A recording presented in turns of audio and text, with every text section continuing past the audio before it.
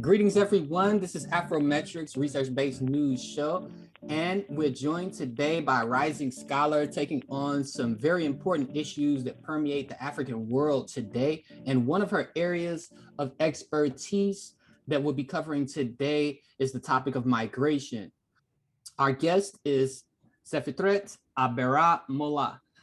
Ms. Molla was born and raised in Addis Ababa, Ethiopia. She's a multilingual migration scholar with expertise studying and working in Ethiopia, France, the US, and Mexico.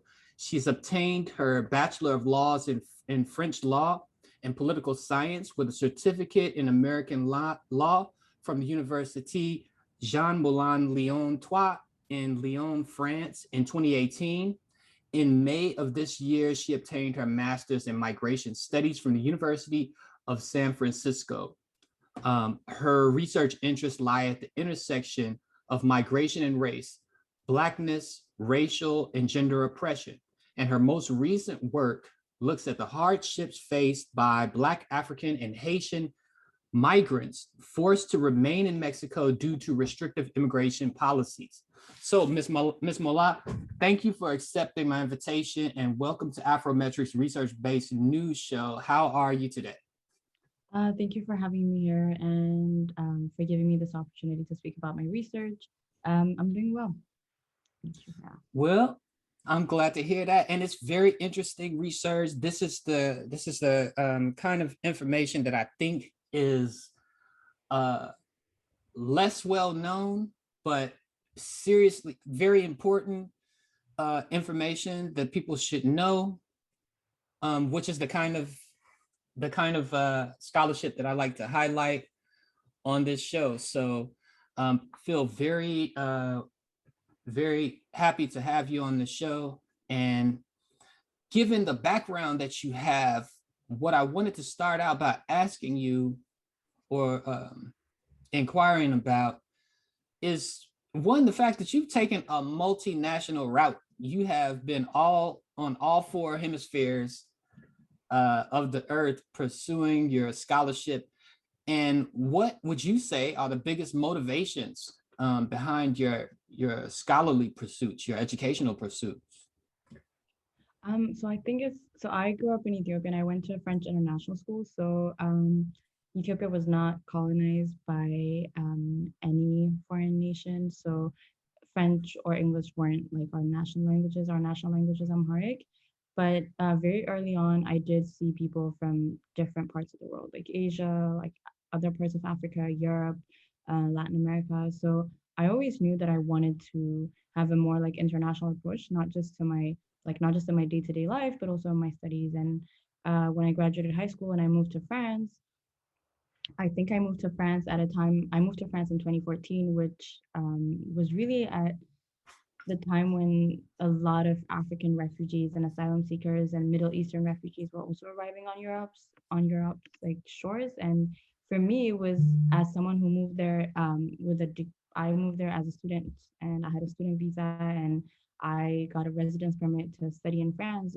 I had a very different experience from other people arriving there, and that's really what pushed me to have this international approach and also try to help other people who we come from the same place. The only difference being we came with a different kind of visa or we arrived in Europe differently.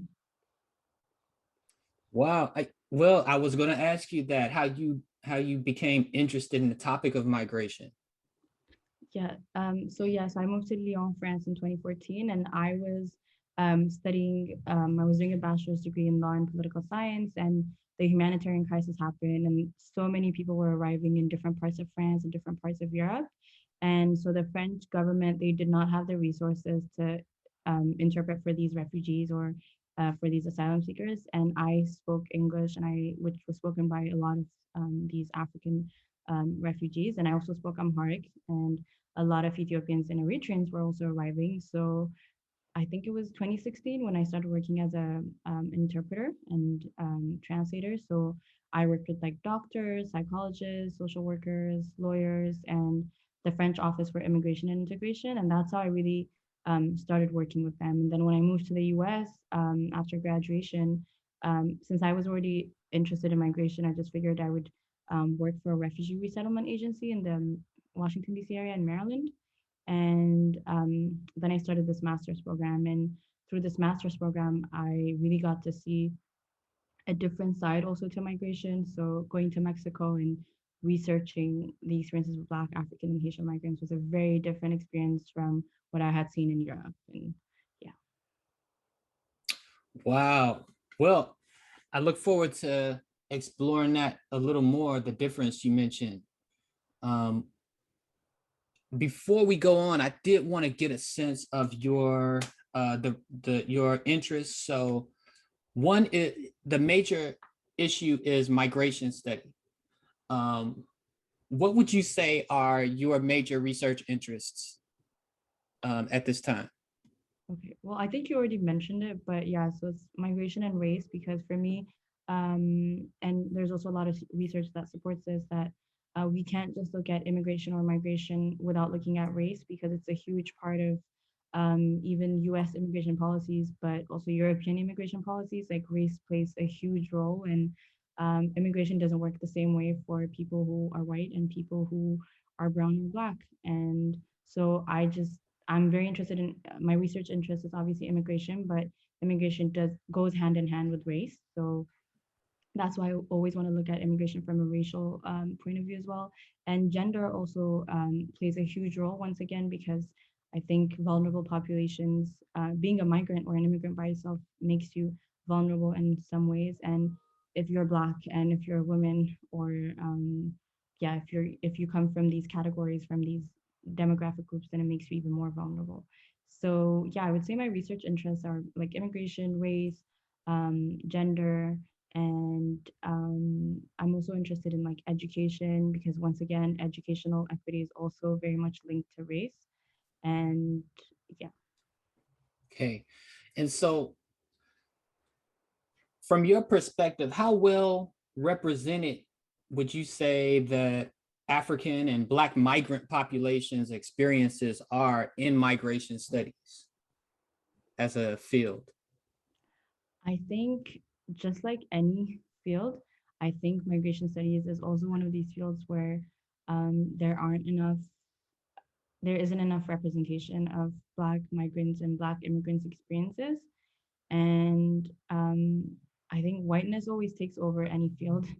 And migration studies is the same, where it's when I was researching, for example, the experiences of Black, African, and Haitian migrants, I didn't find enough literature, or even when I did find enough some literature, it was always um, they were rarely the main point of focus, which is understandable in a way because obviously, like in Mexico, there are more, like specifically in this case, there are more Central American or South American migrants, but there are still like there's a growing number of African and like Haitian migrants and like just in general Afro-Caribbean migrants coming in.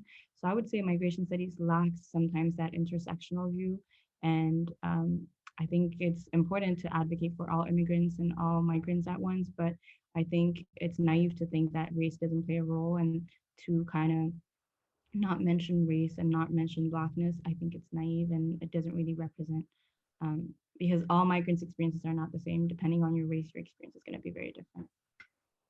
Yeah.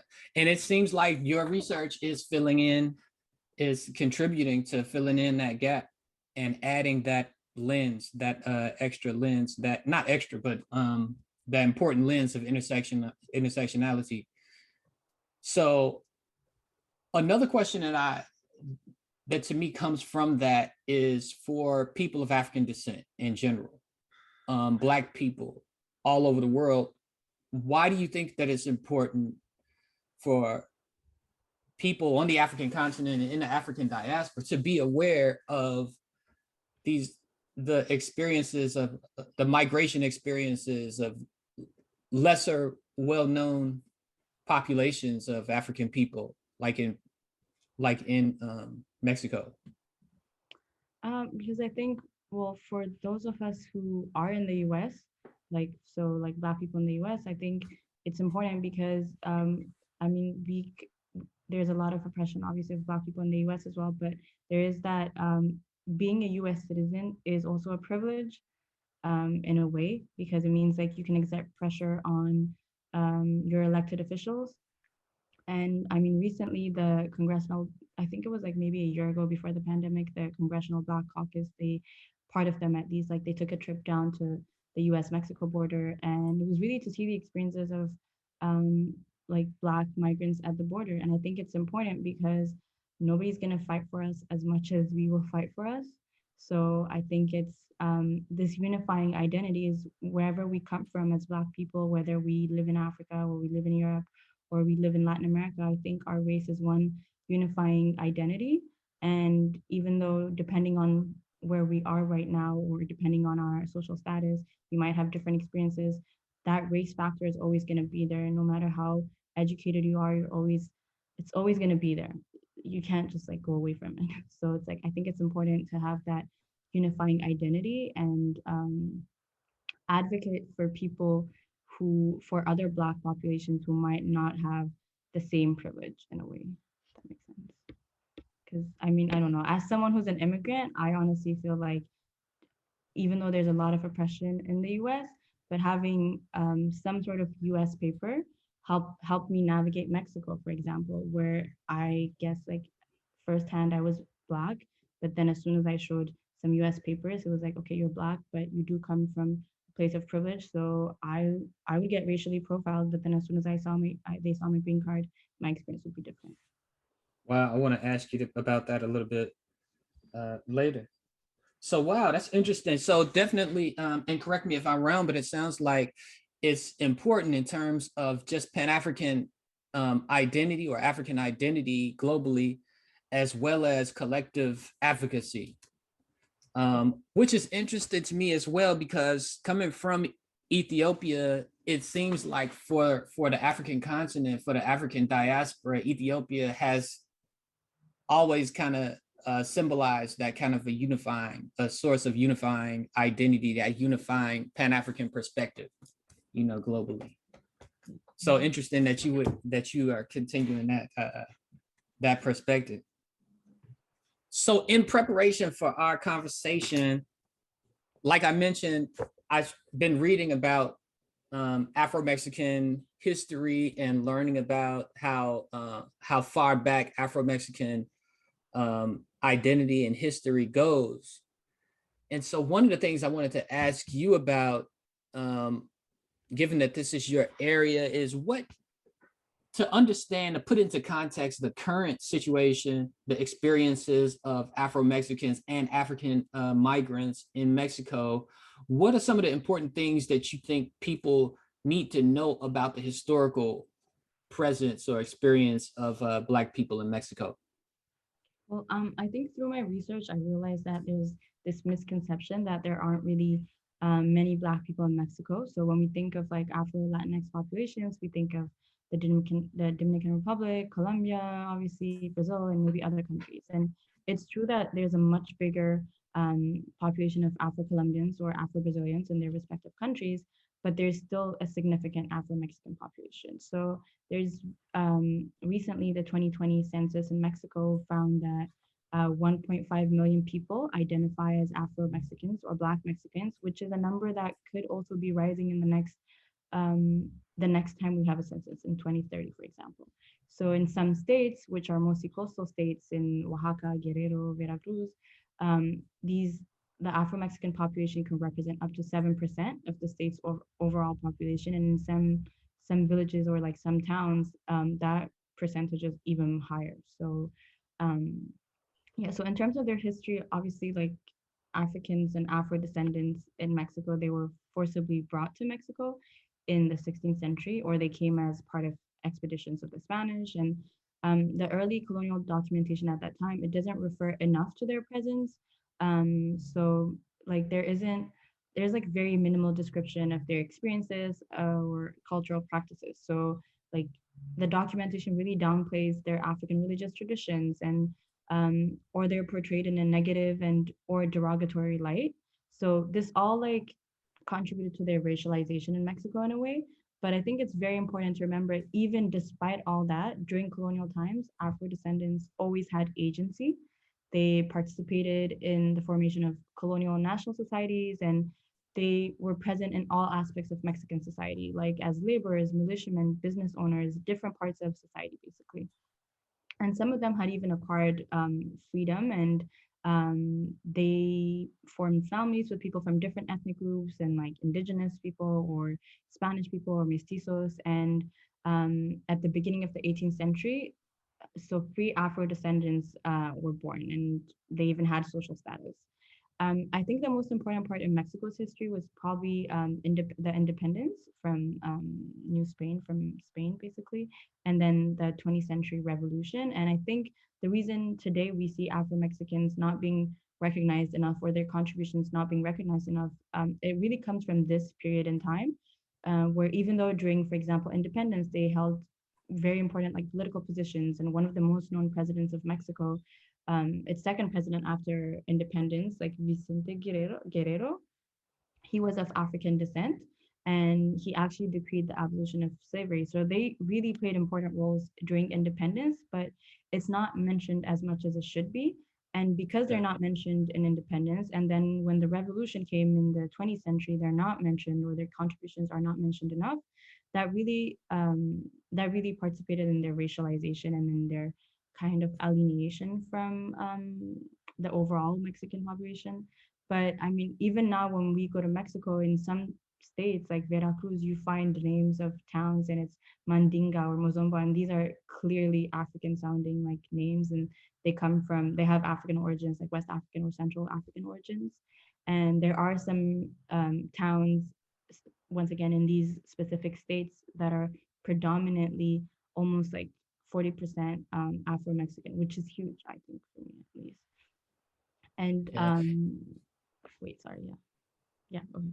And Afro-Mexican communities, so today I think they lack major infrastructure. So running water, public sanitation, like all these kind of things. Teen pregnancy is also very prevalent in like some of these towns, which once again puts a strain on the community and reinforces generational poverty. And I mean, recently there have been efforts by the Mexican government and local governments as well, like these state governments, to recognize their contributions to Mexican history and Mexican society. And there's also been research groups to look at, okay, how have they been discriminated against, or what do we need to do? So I think that's a very important first step. But there's still so much more to do before we can say that, okay, Afro Mexicans have access to the same resources and the same rights as other populations, other like mestizos or maybe indigenous populations. And I think now that they've been recognized by the Constitution as a distinct ethnic group, similar to like the indigenous population, I think that's really gonna help them. And I think more resources are going to be allocated to predominantly Afro-Mexican towns, and that's going to help. And the 2020 census, that's also going to help because they've finally been recognized as Afro-Mexican, like a distinct ethnic group. But it's very recent, so there's still a very long way to go. Wow, thank you very much for that history and giving a sense of what's of how far back Afro-Mexican identity goes. And when was that recognition, that official recognition of Afro-Mexican as a distinct group? So 2019, the constitutional It's recognition 2019. 2019. So it's very recent. And then on the census, so there's an intercensal survey in Mexico every 5 years. So the last one is in 2015. And the intercensal survey found that there's almost 1.5 million or 1.2 million who identified as Afro-Mexican. So they decided to include that question, do you identify as Afro-Mexican or Black Mexican, in the 2020 survey. And despite the pandemic and despite everything that was going on, which obviously made the census harder to, like really get to people, especially since like a lot of Afro-Mexicans do live in parts of the country where they might not have as much access to like internet or computers and all of that, they were still able to see that in the 2020 census, almost 1.5 million people identified as Afro-Mexican. Okay, thank you. I appreciate you talking about how Afro-Mexicans have also maintained and expressed their agency. Because a lot of times I know we're talking about important things and their experiences often. It's just people of African descent in general, often we're looking at problems and issues, but also it's important recognized social and cultural agency, what are some other ways, which are the things that you would add to how Afro-Mexicans continue to exert, to express their agency and self-determination today? I would say I went to an Afro-Mexican town where I saw a lot of people with braids, and I think that's one way of like keeping in touch with their African heritage and like also I guess showing agency because having braids in a predominant in a country where it's like the majority of the population is not black is one way for me. And then the music um, has yeah African roots, but also cultural traditions or like religion. Like I mean, Catholic religion is dominant in Mexico, but whether it's like indigenous populations or like Afro-Mexican populations, they also did add their own, you know, cultural heritage in that. And I think that's one way Afro-Mexicans are showing agency, or they've also created. I think one of the most important ones was this was in the 17th century. They created their first free town in Mexico, and the name of the town was actually Yanga, which is also once again like African, and now it's been changed, but it's San Lorenzo de los Negros, which is I mean it's a town of like black people, I guess. But this is agency, like at a time when like New Spain was not having it, and in 1609 they created their own first free town in Mexico. I think that's one way to just really keep their traditions, and they created their own thing in a country that was still like you know everybody was struggling to find their place, and they found their place. Wow, thank you. I mean, and that's one of the things that I read about in preparation for today. Yanga, Yeah, which was a an African leader of a yeah. rebellion there, right? Wow. Yeah. And I wanted us to be able to spend some time on your project. So can you talk about what your project was, what your research question was? So my research question was, how does the intersection of race, migration, and language shape the experiences of Black, African, and Haitian migrants forced to remain in Mexico due to restrictive U.S. and Mexican immigration policies? So my argument was basically for the first time, so Mexicans are not the majority of migrants crossing the US Mexico border. There's obviously, as we've seen on the news, thousands of Central Americans, but there are also many extra continental migrants, amongst which we find African and Haitian migrants. And even though they represented only a small fraction of migrant apprehensions, the number of these migrants really grew in like a couple of years. So in 2019, Mexico apprehended, I believe it was 8,000 Africans and 4,000 Haitians. And these are only the ones that were apprehended. So there's probably thousands more that were not apprehended by the Mexican government. And this number has been increasing steadily since 2007, which is the year Mexico started including African apprehensions in their annual migration reports. And that year, it was only 500 Africans had been apprehended. So in about 12 years, I would say, yeah, in 12 years, the number it was multiplied. It went from 500 to 8,000 apprehensions of Africans. And so when Mexico introduced in 2011, they introduced the Migration Act, which was supposed to be a much more comprehensive immigration policy. And this policy implemented an act, which was the Oficio de Salida, which is like an exit permit. So anybody who was found in Mexico and did not have legal status would be given basically this permit. So they would exit the country, whichever border they can choose, the US Mexico border or the Mexico Guatemala border. But they would have to exit the country within a number of days, so 20 to 30 days. So a lot of African migrants, they would get this permit and then they would leave. And with the US threatening Mexico that they would increase tariffs, so Mexico had to find a way to control migration. So they started refusing to give African migrants this exit permit. So instead of being able to cross Mexico, reach the US Mexico border, and then apply for asylum in the US or just enter the US basically, African migrants were being forced to remain in southern Mexico at the border between Mexico and Guatemala. And so that part of the border, it really started to it was a strain on the population and on the city because the city was not prepared to have such a large number of African migrants remain there. It's already so Chiapas is the state, and Chiapas is a it has a large population of indigenous people, so which also means it's not the richest state in Mexico. So it already has its own problems, like economic problems. So it was really not prepared to have such a large number of African migrants on top of like the Central American migrants. So a lot of these migrants, they decided to, they would either like still cross Mexico, even though they didn't have this permit, but they're black, they're hyper visible.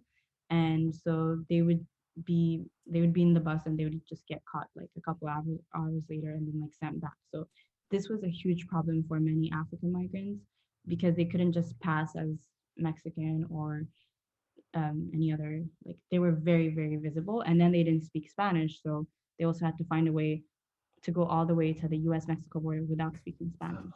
And yeah, and then from the US side, the US instituted this metering policy, which means that instead of people being able to present themselves at US ports of entry and CBP officials and being able to apply for asylum, they would just have to write their names on lists and then wait at the US Mexico border for months, like indefinitely, until they're called off the list.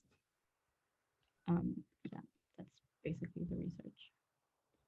So they're being prevented by the on the Mexican side from being able to exit, Yeah, as you so said. yeah, so on the Mexican side, usually what Africans use to arrive in Mexico is they would go through another Latin American country. So some of them would fly to Brazil or they would fly to Ecuador, and then from Ecuador they would make their way all the way to the southern border of Mexico, so Mexico-Guatemala border. And once they're on Mexican territory, in the past, the Mexican government would give them this permit, which would allow them to stay in Mexico for 20 to 30 days, make their way all the way north to the US Mexico border, apply for asylum in the US, and then that was it. But now, for a couple of months, Mexico wasn't giving them this exit permit. So they were kind of in limbo. They would just have to stay in Mexico at the southern border. And some of them didn't want to apply for asylum in Mexico. That's not their destination. It's not their final destination. Or applying for asylum in Mexico is also hard because Mexico's immigration agency, the Comar, which processed asylum, is understaffed, under-resourced, and it's supposed to take 45 days to 60 days, but it took much longer to apply for asylum if people decided to apply for asylum. Wow. And can you talk a little bit about your methodology? You used what methodological techniques, and how many people did you talk to? Okay, so I did a mixed methods research. So I used semi-structured interviews and I also did a survey. So the interviews, so I conducted interviews in English and French with Cameroonian, Congolese, Eritrean, Haitian, Ghanaian, Nigerian, Malian migrants, and mostly in Tijuana and Mexico City. I also went to Tapachula, which is at the Mexico-Guatemala border, and I couldn't conduct interviews because this was during the pandemic. So because of the IRB process, I was not allowed to conduct interviews. So I just did participant observations, and I was there in front of the migration station for like a whole day, just seeing how it worked and how people would stand in line for hours and not get anything, just it was basically a daily thing where they would come every day and wait and then nothing happened. So they have to go back home. So I interviewed 17 migrants in Tijuana and only 6 in Mexico City because of the pandemic once again. So most of the migrants in Tijuana, they were referred by US-based immigrants' rights organization and Mhm. also Tijuana-based nonprofit organization. And then I also joined Facebook groups to talk to like Haitians because Haitians have really big um, Facebook groups in Tijuana because there's so many of them. And I also did a survey. So the survey was basically to look at the experiences of Afro-Mexicans as it relates to race and how they navigate a predominantly non-Black country in Mexico. And I wanted to draw a connection between their experiences as Black Mexicans and those of Black, African, and Haitian migrants in Mexico. So for the survey, since I didn't know that many Afro Mexicans at that point, I joined many Facebook groups and I talked to the, I think it's called owners of the Facebook groups. And a lot of them are very helpful. So they just sent it to people they knew. And I also did a Facebook Live with one of the Facebook groups for Afro Mexicans, and I presented the aim of the research and all of that. And so the survey was advertised for months, and I got 100 plus responses, and but only like 86 valid ones. Okay. Incomplete, some of them were incomplete or? Yeah, incomplete, or the people didn't identify as Afro-Mexican, but they still did the survey. So, but Yeah. 86 valid ones, like that were complete, and yeah. Yeah, that's interesting. So how many was there a particular African country that was more represented than others? Yes. So Cameroonians were more represented in my interviews, and they were also more represented in the data. So they're the largest like African population that's apprehended by Mexican officials. It's Cameroonians. So which makes sense because that's also most of the migrants are interviewed predominantly Cameroonian, and then a couple of yeah, Nigerian, Ugandan, like a couple, but mostly Cameroonian. Which there's kind of a French background in that Uh, case, but also, oh, go ahead.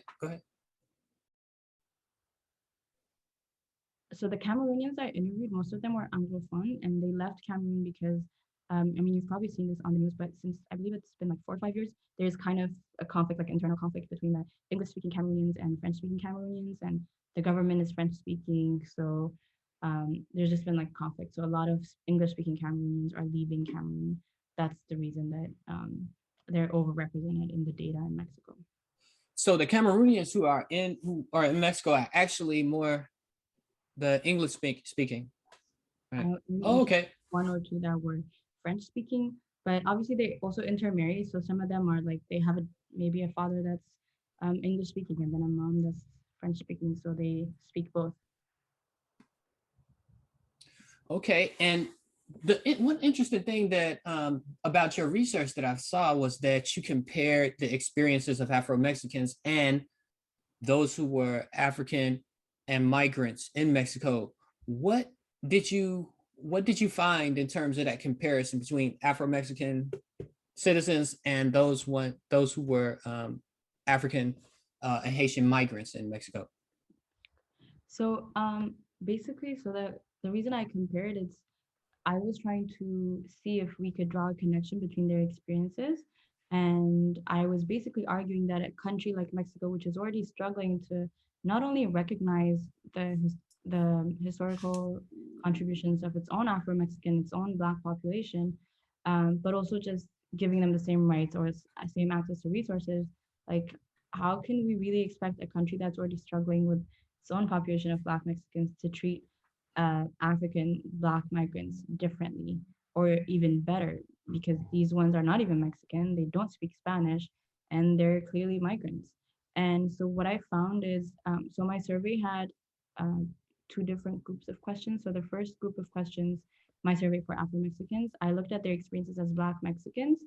And then the second group of questions, I focused on how Afro-Mexicans think Mexican society and government will treat Black, African, and Haitian migrants. And so the survey basically confirmed the literature on Afro-Mexicans in Mexico.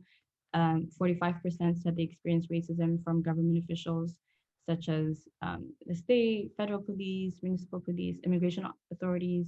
87% said they experienced racism from non-Black Mexicans or mestizo Mexicans, for example. And 80% believe that mestizos or non-Afro-Mexicans are not aware that more than 1 million Afro-Mexicans live in Mexico. So basically all the data from the survey confirmed the information in the literature that Afro-Mexicans go through a lot of racism because of their race, and they've been called derogatory terms, they felt unsafe, and they believe that Mexican society doesn't recognize the existence of racism. And the second part of the survey, I basically asked them how they think that, if they think, for example, that race plays an important role in how Black migrants are going to be treated by Mexican officials. And 80% said yes. 87% also say that it's going to play a role in how these migrants are treated by Mexican society. So I think Black Mexicans are very much aware of the role and um, yeah, the importance of race in Mexico and how it's not only been affecting them as Black Mexicans, but also how it's going to affect these Black migrants and Black African and Haitian migrants. And this is also very interesting because um, most of the Afro-Mexicans live in coastal states, so it's not like they have really contact with any African migrants. They live in Guerrero and Oaxaca and Veracruz, like predominantly.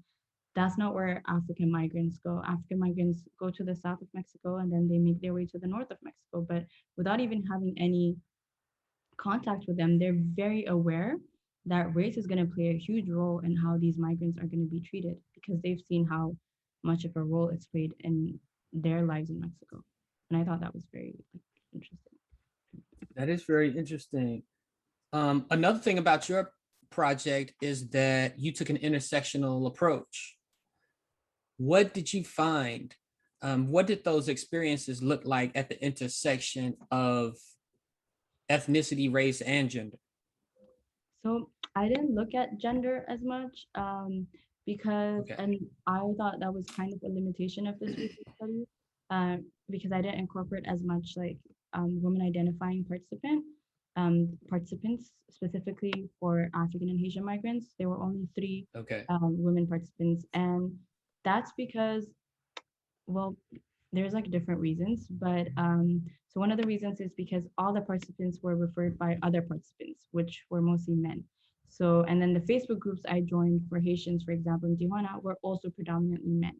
And so it made it very difficult to recruit women participants. And it can also be I think part of it is also, in a way, a discovery that the migration of Black Africans and Haitians to Mexico is a very gendered experience in the sense that it's expensive and it's a dangerous journey. So and it could help to explain why most of the participants are men, because especially for those who come from Africa, like they usually have to pay a flight from Cameroon or Ghana or Nigeria to some country in Latin America. So that's already an expensive journey by itself. And then once they reach this Latin American country, then they have to make their way through several countries before they reach Mexico. And that's also a lot of money they have to pay to different um, coyotes, I guess, coyotes. And so I think that's one of the reasons that I decided not to look at gender because I didn't find as many women participants. And I think it also shows, and also the data on like from Mexican officials also show that there's more men than women in these experiences, except Haitians, where they still have a lot of women. Um, but in terms of the other intersectional aspect, what I saw was that so in terms of language and race and migration, I really did see that even in the discriminations they faced, it's rarely just one type of discrimination. So it could be like, for example, this is a Cameroonian migrant in Tapachula, and he was explaining to me how he was ambushed and he was robbed by, delinquents in Tapachula. And so that's probably because they saw that he was a migrant. So he was out at night by himself. He seemed vulnerable. So that could be interpreted as them seeing him as a vulnerable target. And once he tried to get some help from the police, he couldn't explain to them what had happened to him because he doesn't speak Spanish and they don't speak any English. So that really made it hard for him to explain what had happened. And then since they didn't understand what he was saying, they got frustrated and they just left him and they just said, Negro vamos. Like, so that's also racism. They didn't care like about what was happening to him and they just left. And when he went to file a report um, at the police station, they didn't take him seriously because just in the South, like, and in these police stations, they don't take Black migrants seriously. And then he couldn't explain what had happened to him because there are no interpreters, there are no translators for English speaking people, not even French, but English speaking people. And most of these police stations or immigration agencies, there is no access to interpreters and translators. So I think that was one of the major problems is most of them described how it's one thing to not have access to interpreters or translators in your day-to-day life when you go to the supermarket or you're trying to find a job, that's one thing. But it's another thing not to have access to an interpreter or translator when you're applying for asylum, because then you're signing documents you don't understand. You can't really apply for asylum if the person in front of you doesn't understand what you're saying. And there's a complete disregard for access to language, to like language interpreters and translators. And then when it comes to race, um, they would be, this is once again another Cameroonian migrant who was telling me about his experience being in migratory center, which is basically a detention center for migrants, where in terms of when they would have to stay in line to get food, the priority would always be given to Central American migrants, and then it would be Black migrants. And this is also, once again, it's a racial issue, but it's also a language issue because they couldn't even speak up because nobody would understand them because they don't speak Spanish.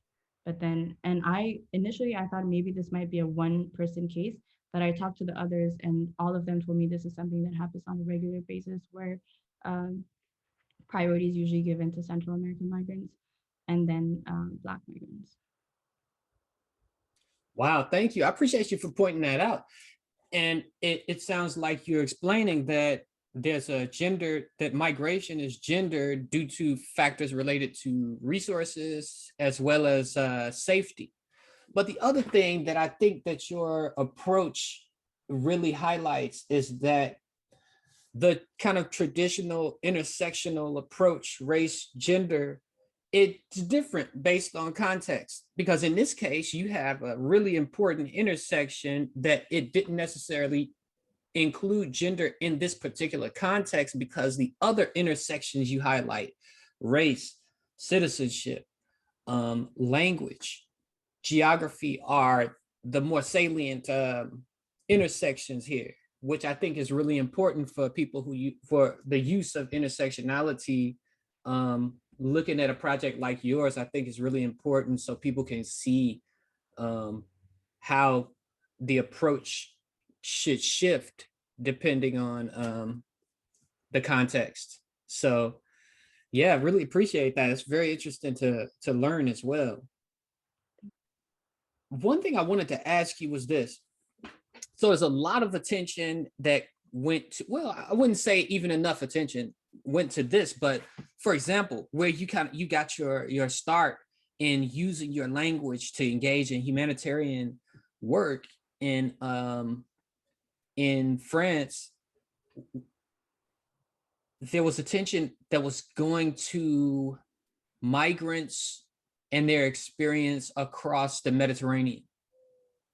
Mhm. And that attention, I mean, there were Malian people who were in Libya, and the terrible experiences that they had crossing the Mediterranean and in destination countries was highlighted in the media. Why do you think, relative to that media attention that went to those migrants, differs from the Afro-Mexican level of media attention? Um, differs from the African and Haitian migrants. Yeah, I'm just thinking because and correct me if I'm wrong, because maybe this is not the case, but it seems like there's more attention that went to the Mediterranean experience of African migrants compared to the experience of African migrants in Mexico. I think, I mean, there's always the number factor.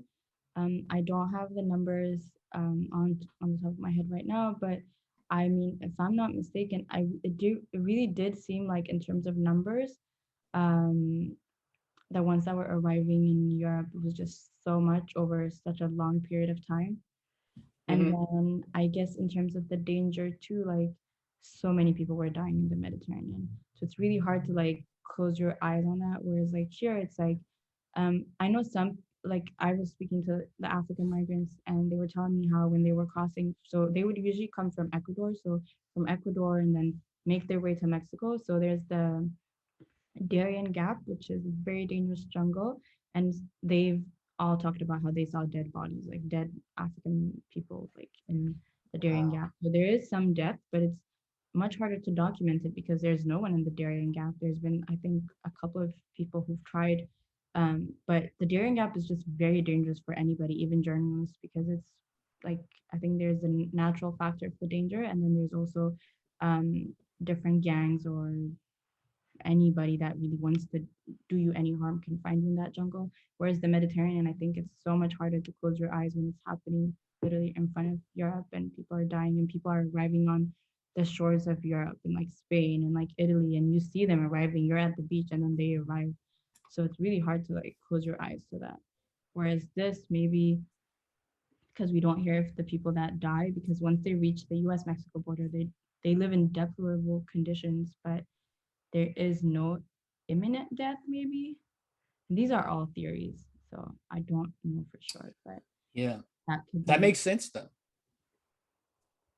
that could be an explanation, I guess. And yeah, I think the numbers and um, also like the African migrants arriving, this is very recent. So it also happened at the same time as the pandemic, and then it was really taken over by COVID. So all the attention, I mean, the migrants I spoke to, especially recently, they were telling me how they felt kind of they already felt like second class citizens before the pandemic. But after the pandemic, everybody was so focused on the pandemic that migrants were just not a priority as much, and the borders closed. And for once, Trump had a reason to justify it when they closed the borders in March. Like until then, it was, like he still had like the government still had to take in people and all of that. But then March 2020, when the pandemic happened, it was so much easier to justify closing the borders, and it was even harder, even for immigrants' rights advocates, to pressure the government to open the borders and take in asylum seekers when there's a global pandemic. So these migrants, they just ended up in Mexico and just waiting indefinitely, where like they've just been there for longer than a year now, a year and a half. And Biden did open the borders, but there's such a huge backlog that it's going to take a while. The that makes sense. The numbers, the mortality, and the media attention, that makes sense why there would be a difference there. You already answered this question in some sense, because you talked about Cameroon a little bit, and you also talked about what basically the motivation behind people migrating, the objective, and to apply for asylum in U.S. and which is very helpful in explaining why people move. In this case, why African people or Black people are moving. But what are some of the factors, I guess, that they would call push factors, or the factors from countries of origin that are causing people to migrate and go to Mexico? I think there's a variety of push factors. And what I found in my thesis was that I know there's this push now to for people to for people to apply for asylum, they need to be in one of the five categories. I believe it has to be like just because they need to have been discriminated based on their race, or um, race, ethnicity, religion, gender, and I think the last one was belonging to a specific social group, which can be interpreted any you wanted, I guess, in a way. And but I think there's also economic factors, but economic factors are never just economic factors, especially for people coming from like Africa or even Latin America. And I think what I saw in my research is that even the people who said it was economic factors, so people who came from countries where there is no ethnic conflict, or there isn't any war, like for example Ghana, people who come from Ghana, not as much people come, there aren't as many migrants from Ghana as there are from Cameroon, for example, or Congolese people going to Europe, for example. But I think economic factors are also, in a way, they're human factors, because nobody would actually leave their country and cross an ocean and go through all this if it was simple economic factors. If it was just, I can't find a job, I'll wait 2 months and I'll find a job and I can feed my family. Like nobody would actually risk their lives and go through the Darien Gap, which is very, very dangerous and deadly if if it wasn't that important. So I think there's a mix of political factors like Eritrea. There's been a dictator for the last, I want to say, 30 years, since the early 1990s, and mandatory military service, indefinite military service. People go into the military and they can't come out until the government says so. So it could be 4 years, it could be 5 years, it could be seven. And I think for other countries like Uganda, for example, it's also a dictator and a lack of democratic elections, being arrested for your political views. Cameroon, there's obviously the conflict between the Anglophone part and then the francophone part, which a lot of people died, and a lot of people, even those who didn't die, those who stayed in Cameroon, they were really discriminated against, and it was really hard for them to find jobs and um, live in stable and safe conditions. And I would say for the other ones, like people who come from for example, from Nigeria, there's always Boko Haram in some parts of Nigeria, which always means there's some instability. It's not fully stable in some parts of Nigeria. And then the lack of economic resources. Not everybody in Africa, even if it's a safe and stable country, not everybody in these countries has access to the same resources and same opportunities. So I think that's what pushes people to come to this side. And I think another reason is um, the Mediterranean Europe used to be many people's destinations a couple of years ago, but there's now a shift in migration routes because those who can afford it, and because it's also expensive to come to this side because you have to pay your flight and then coyotes and all that, is because of how dangerous the Mediterranean route has proven to be. So many people are dying. So when migrants see this, and I did ask this question in the interviews, why did you choose this specific route? Why not another route? Like, why didn't you migrate? And they all explain that it's a lack of legal pathway to come to the US, so or to a safe country. So nobody chooses this route because it's the best route. They choose it because it's the least worst route, basically. And Mm. unless you come here on a student visa, which you also need to prove resources, or you come here on a tourist visa, which once again, you also need to prove resources in order to come to the US or any other European country as well on a tourist visa and then apply for asylum. Or your last option is being recognized as a refugee by the UNHCR, which would mean having to migrate to a country next to yours or country in the same region, and you'd have to wait. The wait times at UNHCR processing centers or like refugee camps is very, very long, can be 5 to 7 years longer. So that's why people are choosing this route because there's push factors and then there's a lack of um, safe, legal, and truly attainable ways to migrate. Well, I think that gives a very holistic, a very holistic view of the push factors and also the choice of route.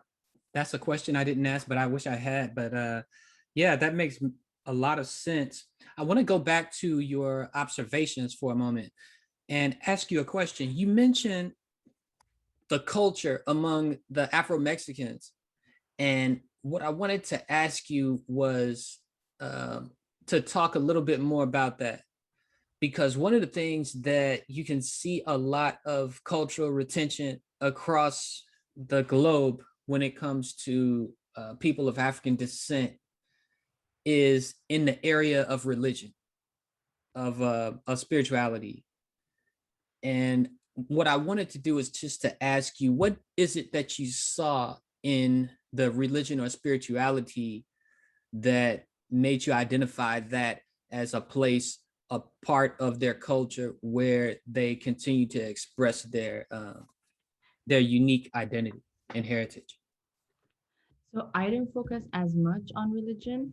I Yeah. What I saw firsthand was the music and the dance, which were very, very easy for me to recognize.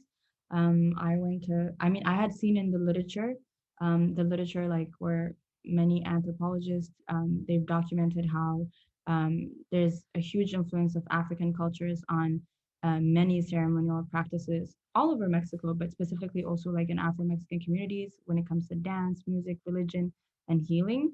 So I had read about that in the literature, but what I saw firsthand was the dance and the music. So Okay. I felt like it sounded very West African, and um, yeah, I don't know, it was very interesting because every time I would hear the music, I'd be like, this sounds very like Congolese, for example. A lot of the beats and even the drums and even the way they play the music and the way they dance and in their hair as well. I think hair is a huge part because also I have braids. And I would get comments like, "Oh, why did you get it done in Mexico City? We would have done it because I got my hair done in Mexico City." And they were like, "We could have done it here. Like we do it much better." They're Afro Mexican, and I told them I got it done by a Cameroonian migrant, but a lot of them had braids. So this is, for me, this is a huge part because I would have never imagined that 400 years later, in a small town on the coast of Mexico, I would find people Yeah, with braids like this. yeah, yeah. That's very, yeah. That must have been a very profound experience to be able to see that. And like you said, hair is, definitely just as much a cultural expression, and as well as dance and music, of course. So definitely appreciate that. And I wanted to also ask you about when it comes to advocacy. I mean, you have your own advocacy background, and if you are aware, I wanted to ask you: do you find that many of the advocates, the Latinx advocates for migrants' rights in Mexico, do they seem to also be willing to address the anti-Black racism in Mexico against Afro-Mexicans? I feel like they do actually. Like I didn't expect it. I'm not gonna lie.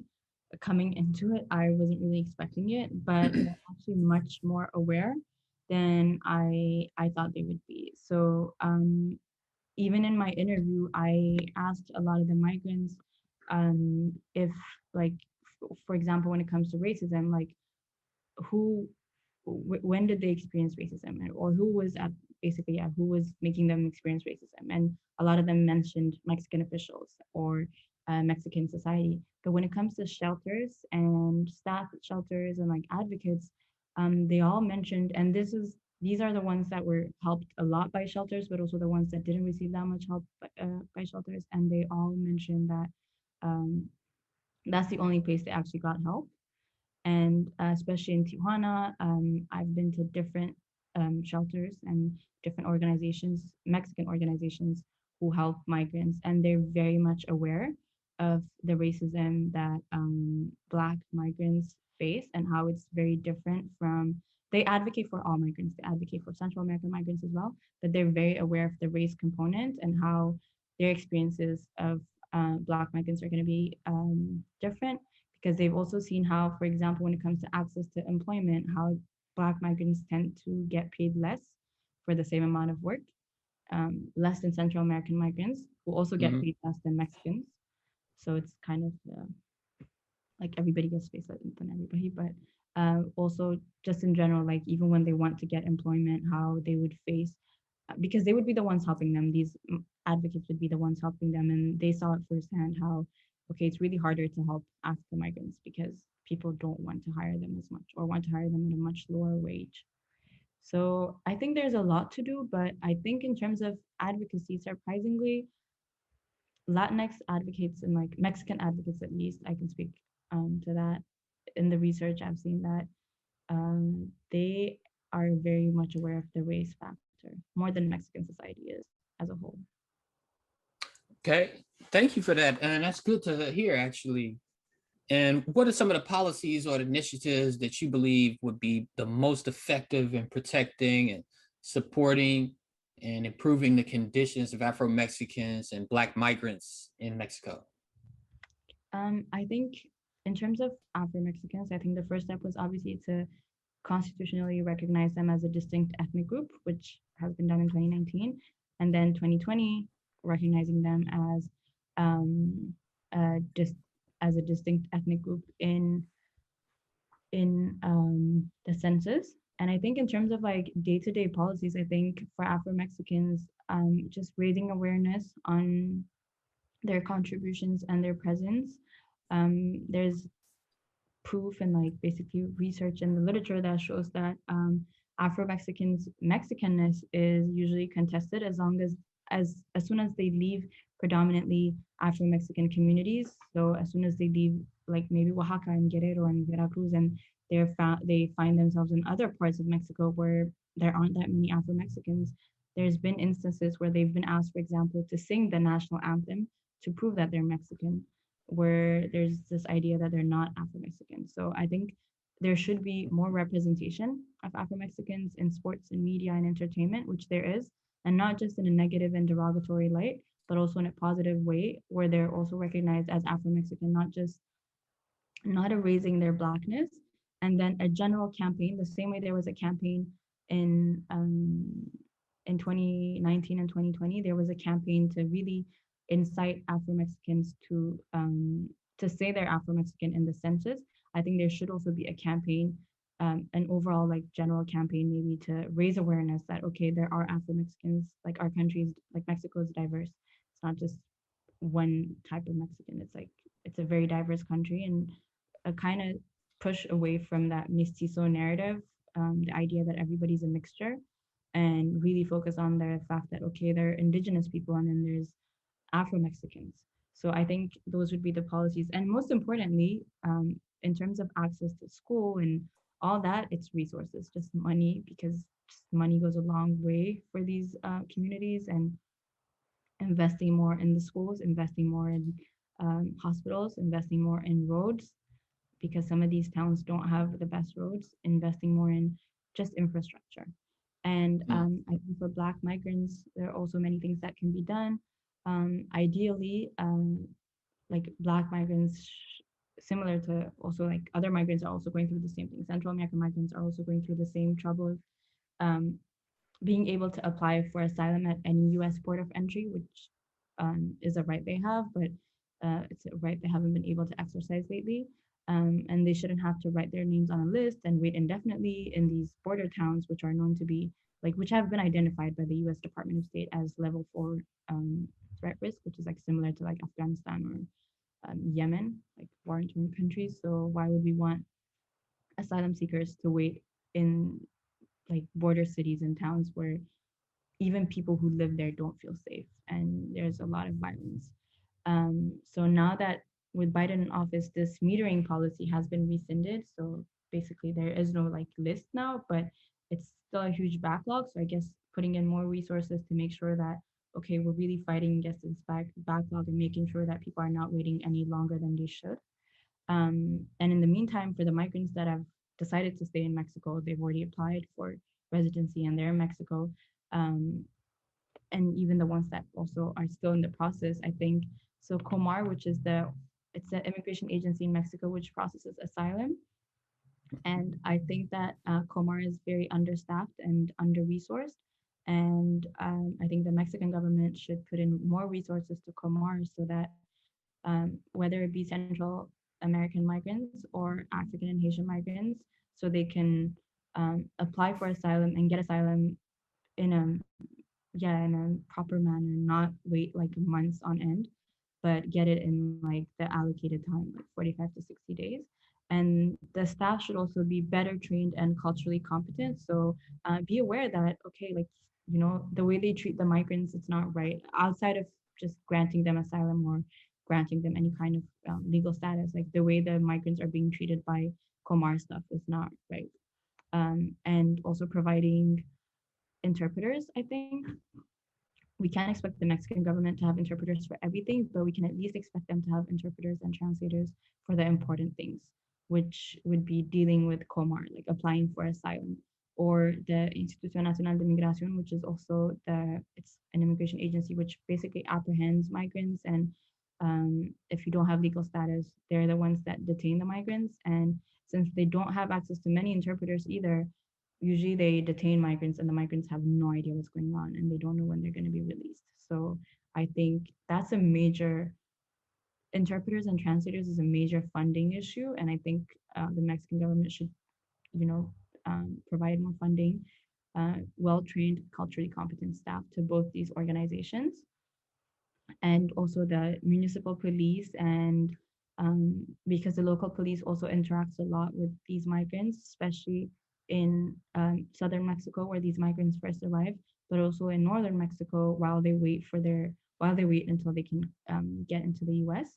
I think just training them better. I don't think we can teach people like English in like 2 months, or French or any other language, but just having a more culturally competent staff means like they're going to be more understanding to these migrants. Also, I think Mexico doesn't have a lot of government run shelters. So a lot of these migrants have to rely on nonprofit organizations um, and US based immigrants' rights organizations. So I think having more government run shelters would help these migrants and having maybe more like small courses of Spanish just so they can learn the basics, not be fluent or anything, but at least so they can learn the basics and find their way around Mexico. And I think in terms of civil society, I think the moment Mexican society really starts to appreciate Afro-Mexicans, I think it's going to have an impact on how they treat Black Mexicans as well. Because when their view of race changes, then I think their treatment of Black Mexicans is also going to change. Black migrants is also going to change a little bit because I think race is a huge part of why Black migrants are discriminated against, aside from being migrants, which is like their two identities basically. Um, Yeah. so yeah. Yes, very interesting. I was thinking about my own academic discipline, Africana studies, and how it's becoming more international in scope, more diasporic in scope, and how it needs to include more of the experiences of Afro-Mexicans. But in the spirit of something that you said earlier, you said no one will fight for us like we will. And in that spirit, I wanted to ask you what you think that African and African diasporic communities themselves can do to address the concerns of Afro-Mexicans and and African migrants in Mexico. I think the first step would be to raise awareness about the presence and Yeah. contributions of Afro-Mexicans, so like Mexican society and history. And then in terms of African migrants, I think the national discourse on immigration in the US, it doesn't always give a lot of space or yeah, it doesn't really look enough at the experiences of Black, African, and Afro-Caribbean immigrants. And there's this misconception that immigration is a Latinx issue, but immigration is not just a Latinx issue. Immigration is also a Black issue.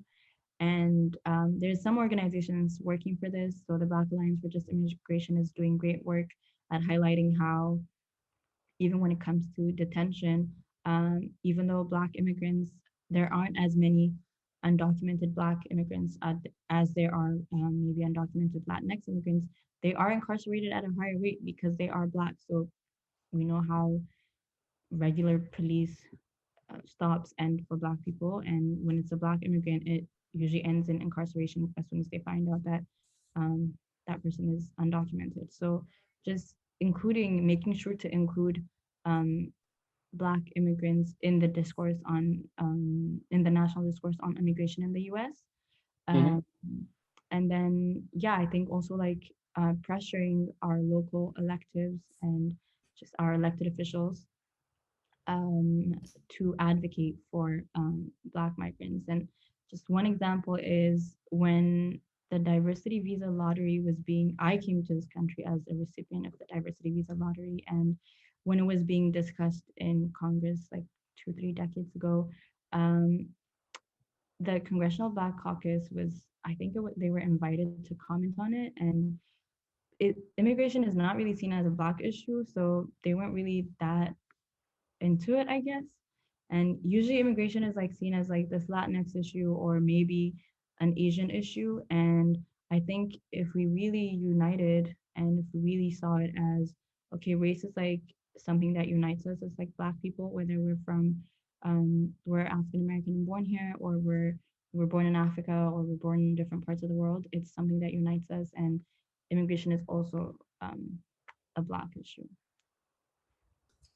Yeah, and I mean, just from the things that you mentioned in this conversation, when we really take a close look, or even through travel, as you notice, you'll notice, yes, race, like you mentioned, but then you look below the surface, you start noticing the other things.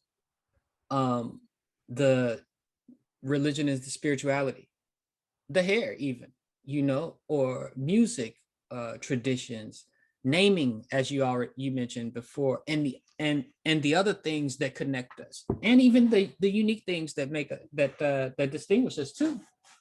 But like you said, I mean, migration is I mean, it's a major African issue. I mean, as you know, the migration with bordering countries around Ethiopia and South Africa, Zimbabwe, of course, and so many others. extremely important. Um, yeah. So, but I just want to thank you for coming on the show and for your sharing your scholarship, your expertise.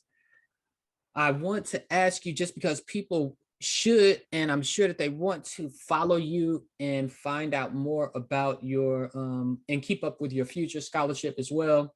So I wanted to ask you about what's next for you. What are some of your, as far as career wise or scholarship wise, what is next up on your plate? So I really want to continue researching the experiences of so for me it's like my main interest has always been race and migration. So finding a way to look at the two factors like intersectionally and maybe expanding this research and maybe looking more at Afro-Mexicans or maybe looking at other Afro-descendant populations in Latin America. So I haven't really decided on that yet, but ideally I would like to first publish this research, so publish it as a peer-reviewed article, and eventually in the next couple of months, hopefully, and then expand this research and get more into academia and research. So in the next 2 years, I would like to start a PhD program and look specifically at one aspect of Black migration. So it could be in Africa, it could be in Latin America, it could be in Europe. Wow, this is some very exciting research. And I think this is the most mobile human population that there's ever been. So migration is a growing phenomena. The cultural interactions and conflicts that arise as a consequence of it, I'm sure are going to continue to be a more and more intense subject of study. So this is a great area that you're going into, and it's very much needed because we need to be able to have perspectives and lenses and scholars that we can look to see ourselves reflected in the scholarship on migration studies, because they really do shape the political agendas, as you know, that we have. And you mentioned the importance of raising awareness. As we know, in the age of social media, that raising awareness can be an effective tool that can increase dialogue about an issue, which can then lead to mobilization. So it's very important, and I hope that people will go and find your thesis when it is published, as well as the article that comes out of it, and keep up with Ms. Molla's research. Eventually, Dr. Molla. Okay, so keep your ears open, eyes peeled for more scholarship from Ms. Molla. And thank you once again for coming to Afrometrics. Much appreciation. Well, thank you so much for having me, and thank you for giving me the opportunity to really speak about my research. And you had really good questions. And yeah, thank you for this opportunity. Thank you so much. All right. Thank you.